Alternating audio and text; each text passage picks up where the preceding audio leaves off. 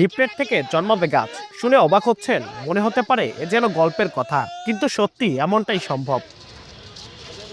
পরিবেশ বান্ধব বন কাগজ বা সিট পেপার দিয়ে তৈরি এই লিফলেট শুধু বার্তা দেয় না, প্রকৃতির বুকে নতুন প্রাণও ছড়িয়ে দেয়। কাগজের ভেতরে লুকিয়ে থাকে সবজি ও ভেষজ উদ্ভিদের বীজ। মাটিতে পুঁতে বা ফেলে রাখলেই সামান্য আর্দ্রতা পেলে ৮-১০ দিনের মধ্যে অঙ্কুর গজিয়ে উঠবে সবুজ চারা।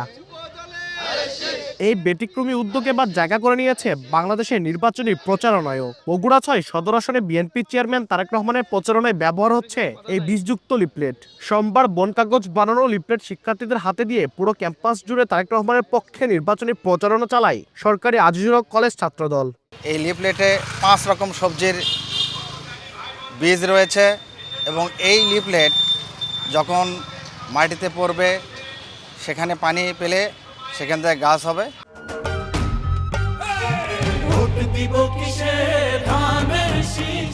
তারেক রহমান আগামীর প্রধানমন্ত্রী হলে তিনি কতটা পরিবেশ বান্ধব হবে সেটার উদাহরণস্বরূপ তিনি এই বনজ লিফলেটটা বিতরণ করার জন্য আমাদেরকে দিয়েছেন। বিএনপির চেয়ারম্যান উনি পরিবেশ রক্ষার জন্য বনজ লিফলেট উদ্বোধন করেছেন, সেটি আজকে আমরা এখানে বিতরণ করেছি এবং এখানে ব্যাপক আমরা সাড়া পাচ্ছি কলেজের মধ্যে। তারেক ভাইয়ের নির্বাচনী প্রচারণায় বনজ লিফলেট বিতরণ করতেছি।